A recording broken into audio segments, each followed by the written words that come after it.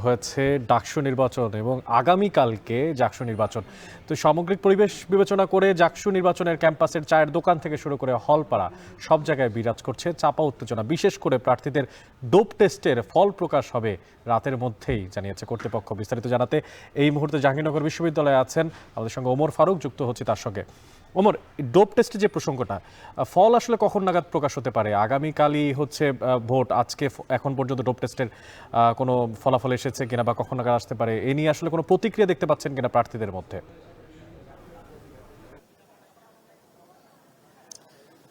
অনেক আমরা আজকে দুপুরে জাহাঙ্গীরনগর বিশ্ববিদ্যালয়ের প্রক্টর এবং নির্বাচন কমিশনের যে সদস্য সচিব, তিনি আমাদেরকে জানিয়েছিলেন যে ডোপ টেস্টের যে বিষয়টি সেটি গতকালকে 9 তারিখে সেটি শেষ হয়েছে এবং আমরা জেনেছি যে আসলে 56 জন প্রার্থী কিন্তু ডোপ টেস্টে অংশ নেয়নি এবং তাদের তালিকাও কিন্তু আমাদের এখনো পর্যন্ত বিশ্ববিদ্যালয় নির্বাচন কমিশনের পক্ষ থেকে দেওয়া হয়নি এবং ডোপ টেস্টে যারা অংশ নিয়েছে তাদের যে ফলাফল সেটিও কিন্তু এখনো পর্যন্ত প্রকাশ করা হয়নি, যদিও সেটি বলা হয়েছিল যে সন্ধ্যার পরে দেওয়া হবে। তবে এই নিয়ে আসলে আমরা দিনব্যাপী কয়েকজন প্রার্থীর সাথে কথা বলেছি, তারা বলছেন যে আসলে ডোপ টেস্টের ফলাফল দিলে পরে যে এর যে প্রতিক্রিয়া, অর্থাৎ যারা এই ডোপ টেস্টের কারণে যারা বাদ যাবেন তাদের পরবর্তীতে তারা কোন প্রক্রিয়া নির্বাচনে অংশগ্রহণ করবেন, যেহেতু রাত পোহালেই নির্বাচন। তো সেই বিষয় নিয়ে আসলে প্রার্থী যারা আছেন তাদের মধ্যে এক ধরনের অনিশ্চয়তা আমরা দেখেছি। এছাড়াও আসলে যদি সার্বিক বিষয়ে বলি, আমাদেরকে জানানো হয়েছে যে অর্থাৎ রাতের মধ্যেই যে ডোপ টেস্টের যে বিষয়গুলো সেটি আমাদেরকে জানানো হবে।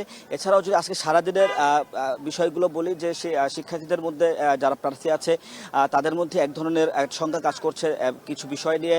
আমরা বিকেলে বাক্সাস সমাজের একজন প্রার্থীর সাথে কথা বলেছি, তিনি আমাদেরকে জানিয়েছিলেন যে মূলত ভোটার হচ্ছে 11,935 জন, কিন্তু আসলে ব্যালট পেপার কিন্তু 10%, মোট ভোটারের চাইতে 10% ব্যালট পেপার ছাপানো হয়েছে। তো সেটা নিয়ে আসলে তারা এক ধরনের সংখ্যা প্রকাশ করেছেন। এছাড়াও আমরা ছাত্র হিসেবে সমর্থিত প্যানেলের যিনি ভিপি, তিনি আমাদেরকে জানিয়েছিলেন যে আজকে বিশ্ববিদ্যালয়ে বিভিন্ন বহিরাগতদের অবস্থানও তিনি আমাদেরকে জানিয়েছেন এবং এক ধরনের প্রভাব বিস্তারের কথাও আমাদেরকে জানিয়েছিলেন। তবে সবশেষ বলে রাখি, আজকে সারাদিনে কোনো ধরনের উত্তেজনাকর পরিস্থিতি বা কোনো ধরনের অস্থিতিশীল পরিস্থিতি তৈরি হয়নি। সবকিছু মিলে সারাদিনে ক্যাম্পাসের পরিবেশ, সার্বিক পরিবেশ শান্ত রয়েছে এবং নির্বাচন কমিশন থেকে জানানো হচ্ছে যে আগামীকালকে নির্বাচন তারা সুষ্ঠু করার লক্ষ্যে সব ধরনের প্রস্তুতি তারা সম্পন্ন করেছে।